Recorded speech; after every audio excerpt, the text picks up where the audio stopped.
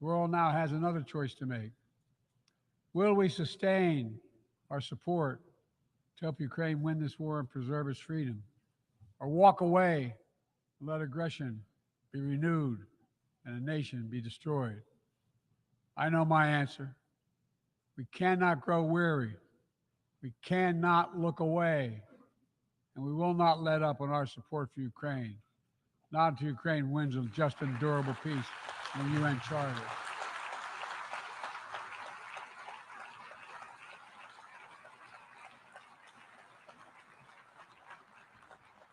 We also need to uphold our principles as we seek to responsibly manage the competition with China so it does not veer into conflict. We stand ready to cooperate on urgent challenges for the good of our people and the people everywhere. We recently resumed cooperation with China to stop the flow of deadly synthetic narcotics.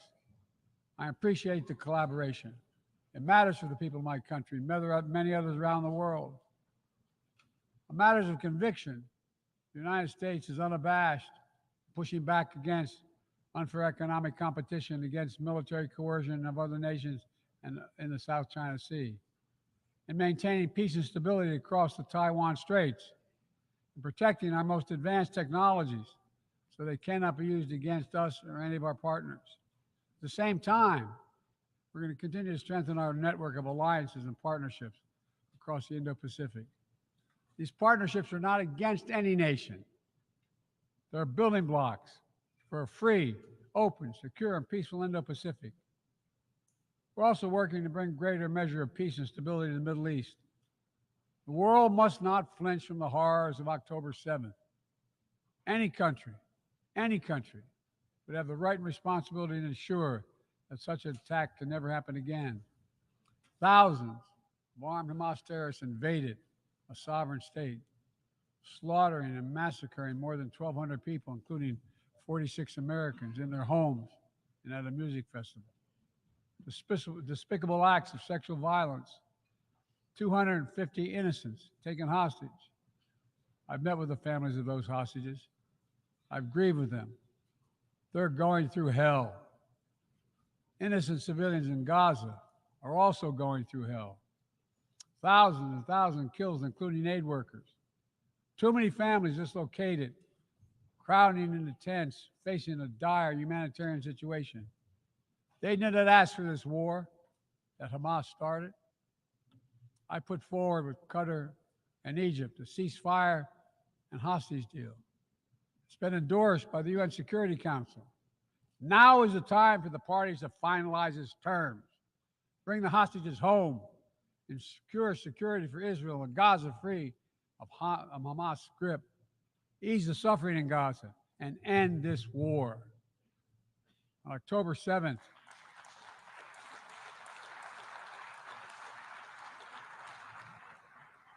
since October 7th, we've also been determined to prevent a wider war that engulfs the entire region.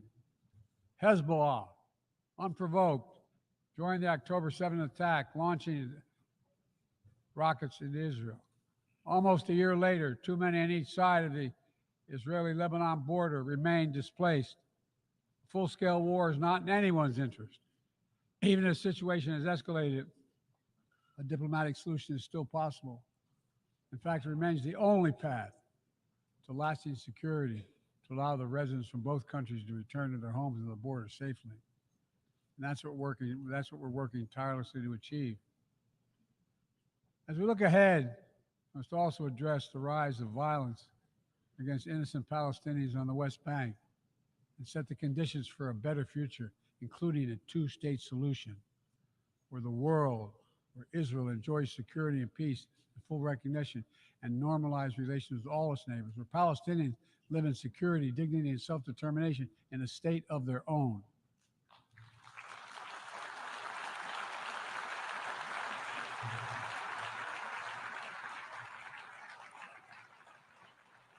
Progress toward peace will put us in a stronger position to deal with the ongoing threat posed by Iran. Together, we must deny oxygen to its terrorist proxies, which have called for more October 7th, and ensure that Iran will never, ever obtain a nuclear weapon. Gaza is not the only conflict that deserves our outrage. In Sudan, a bloody civil war unleashed one of the world's worst humanitarian crises.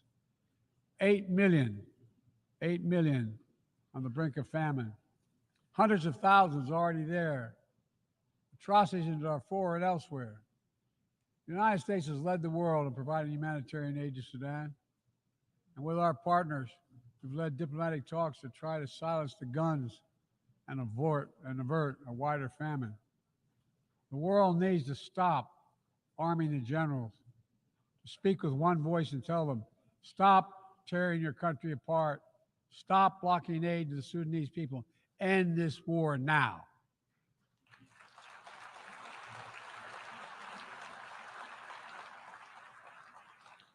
But people need more than the absence of war. They need a chance to live in dignity. They need to be protected from the ravages of climate change, hunger, and disease.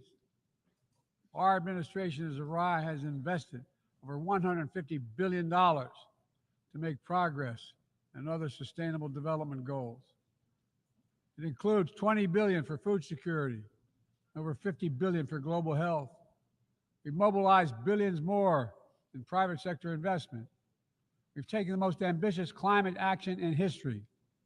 We've moved to rejoin the Paris Agreement on day one. And today, my country is finally on track to cut emissions in half by 2030.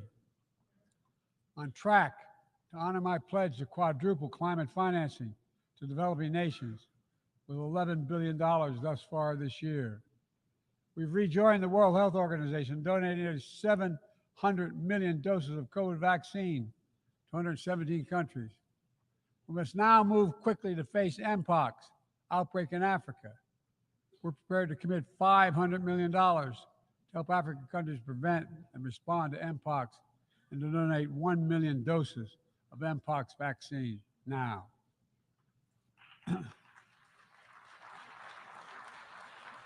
We call on our partners to match our pledge and make this a billion-dollar commitment to the people of Africa.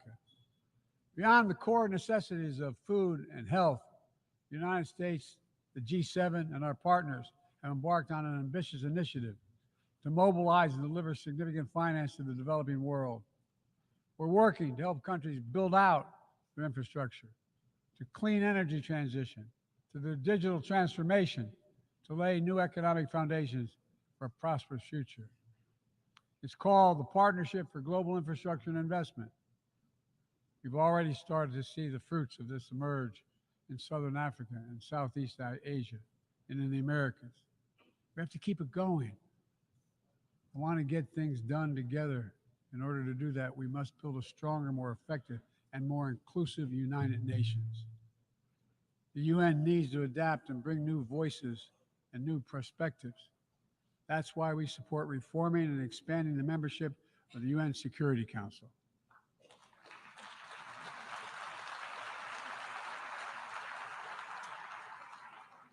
Our UN ambassador just laid out our detailed vision to reflect today's world, not yesterday's. It's time to move forward. The Security Council, like the UN itself, needs to go back to the job of making peace, of brokering deals to end wars and suffering. And to stop the spread of the most dangerous weapons, of stabilizing troubled regions in East Africa, from East Africa to Haiti, to Kenya-led mission that's working alongside the Haitian people to turn the tide. We also have a responsibility to prepare our citizens for the future. We'll see more technological change, I argue, in the next 2 to 10 years than we have in the last 50 years. Artificial intelligence is going to change our ways of life, our ways of work, and our ways of war. It could usher in scientific progress at a pace never seen before, and much of it could make our lives better. But AI also brings profound risks, from deep fakes to disinformation, to novel pathogens, to bioweapons. We've worked at home and abroad to define the new norms and standards. This year, we achieved the first ever General Assembly resolution on AI to start developing global rules of the road. We also announced a declaration on the responsible use of AI, joined by 60 countries in this chamber. But let's be honest, this is just the tip of the iceberg, what we need to do to manage this new technology. Nothing is certain about how AI will evolve or how it will be deployed. No one knows all the answers. My fellow leaders, it's with humility I offer two questions. First, how do we as an international community govern AI? As countries and companies race to uncertain frontiers, we need an equally urgent effort to ensure AI's safety, security, and trustworthiness. As AI grows more powerful, it must grow more responsive to our collective needs and values. Benefits of all must be shared equitably. It should be harnessed to narrow, not deepen digital divides. Second, will we ensure that AI supports rather than undermines the core principles that human life has value and all humans deserve dignity? We must make certain that the awesome capabilities of AI will be used to uplift and empower everyday people, not to give dictators more powerful shackles on the human spirit. In the years ahead, there may well be no greater test of our leadership than how we deal with AI. Let me close with this. Even as we navigate so much change, one thing must not change. We must never forget who we're here to represent. We, the people. These are the first words of our Constitution, the very idea of America. They inspired the opening words of the UN Charter. I made the preservation of democracy the central cause of my presidency. This summer, I faced a decision whether to seek a second term as president. It was a difficult decision. Being president has been the honor of my life. There's so much more I want to get done.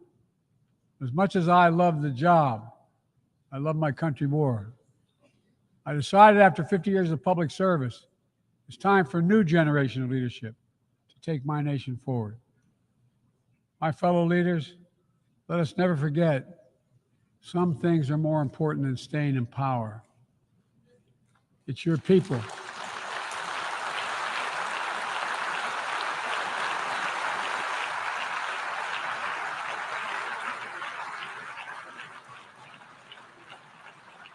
It's your people that matter the most.